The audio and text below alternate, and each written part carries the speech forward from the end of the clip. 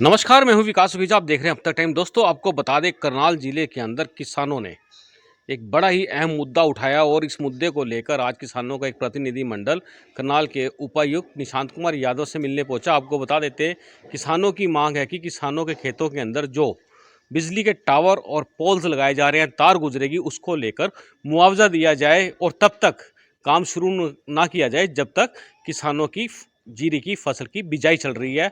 और आपको बता देते हैं, इस पर उपायुक्त निशांत कुमार यादव ने बड़ा सकारात्मक पहल की बात कही है और उन्होंने सरकार तक उनकी मांगों को पहुंचाने का दावा किया है। आइए आपको दिखाते हैं पूरी रिपोर्ट।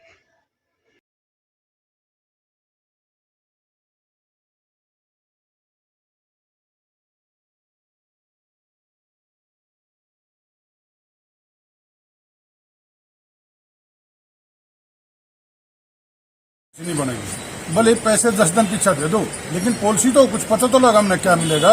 अभी तुम्हारे को बिल्कुल अंधेरे में रख रहे, तो क्या बिल्कुल काम बंद रहेगा। इंद्री कई दफा अपना देख लिया, टावर लगे पाड़ दिए थे किसानों ने, ऐसे ही असन मर रहे। बिल्कुल कोई भी काम नहीं होने देंगे, बिल्कुल भी इतना मुआवजा नहीं मिलेगा। मीटिंग में क्या निचोड़ निकला कि अब अभी यही इसी बात से सहमत हुए। डी साहब ने कहा मैं आपकी ये सारी मुख्यमंत्री और बिजली मंत्री तक भेज दूंगा और वहां बैठकर बात होगी। जैसे ही पॉलिसी बनकर आएगी आपको बता दिया जाएगा, फिर आप सहमत होंगे तो काम लग जाएगा, नहीं तो काम बंद रहेगा। कितनी जगह लगभग खराब हो जाती है खेत की जो टावर लगते हैं? इसके जंग है तो खराब होगी।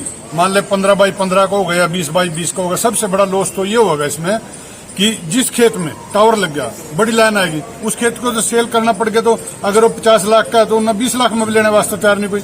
मैं उसके नीचे मकान नहीं बना सकता, मैं पशु नहीं बांध सकता, कोई भी नहीं काम कर, उसकी वैल्यू खत्म होगी। रेस से बच्चों को भी नुकसान हो सकता है, बच्चों को भी, फसल को भी नुकसान हुआ। बिल्कुल फसल को भी नुकसान। मिल से लाइन निकल रही है, उसमें कोई दूसरा इशू है। वहां पर पहले जहां से लाइन निकल रही थी उसकी कुछ उन्होंने शिफ्टिंग कर दी है। तो उसमें कुछ ये कहना था हमारे किसानों का, जो पॉलिटिकली अप्रोच वाले लोग हैं उन्होंने हमारी शिफ्टिंग करवाई है। तो वो जहां से पहले निकल रही है वहीं से निकाली जाए। वो उसका इशू ये नहीं था, उसका इशू था जो वो लाइन जहां से निकल रही थी पहले उसको शिफ्ट किया गया है। वो उसको वहीं से निकलवाना चाहते हैं जहां से पहले निकल रही है। तो ये दोनों लाइनें हैं जो संध वाली और इंद्री वाली, ये बिल्कुल इनका काम रखवाया हुआ है किसान यूनियन ने, किसानों ने। तो अब जो हमारा डीसी साहब के साथ मीटिंग हुई है, उनको हमने सारी स्थिति से अवगत करा दिया है। और अब वो हमारी बात, क्योंकि ये देखो इशू केवल करनाल का नहीं है, केवल संध या इंद्री का नहीं है, ये पूरे हरियाणा के लिए पॉलिसी बननी चाहिए। आज तक दुर्भाग्य है हरियाणा में इसके लिए कोई पॉलिसी नहीं है। तो अब उन्होंने मुख्यमंत्री से वो और बिजली मंत्री से हमारी बात पहुंचाएंगे और इसके मुआवजे की जो भी पॉलिसी बनेगी तो उससे सारे हरियाणा को ही फायदा होगा। 15 लाख रुपए अब सरकार, हाँ, एक टावर जिस खेत में लगे उसका 15 लाख रुपया, और जिस एकड़ के ऊपर से लाइन जाए उसको 5 लाख रुपया मुआवजा साथ की साथ दिया जाए। और इसके अलावा जो उसके खेत में टावर लग के जो नुकसान होता है उसको आए साल उसकी जमीन का कुछ ठेका वो भी उपलब्ध कराया जाए। क्योंकि देखो इतना कुछ मिलने के बाद भी किसान फिर भी सहमत नहीं है उसके खेत से बिजली की लाइन निकले, पर ये एक मजबूरी है।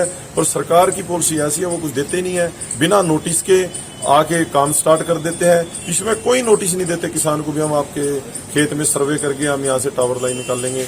इससे बड़ा शोषण क्या होगा? सरकार 15 लाख रुपए देगी तो लाइनें लगने देंगे, नहीं तो बिल्कुल, मतलब मुआवजा तो यदि मिलेगा और सम्मानजनक मुआवजा मिलेगा तभी तो निकलने देंगे।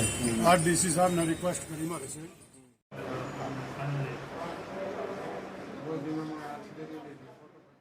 HVPN की तरफ से असंध एरिया में कुछ गांवों में पोल्स लगने हैं और उसमें मेन जो लगभग 135 के करीब पोल्स लगाए जाने हैं। मेन जो डिस्प्यूट है वो 12 पोल्स की लोकेशन पे है। वहाँ पे किसानों की एक मांग थी कि एक तो उन्होंने अभी जीरी लगा ली है, तो अगर पोल लगाए जाते हैं तो उनकी फसल ख़राब होती है।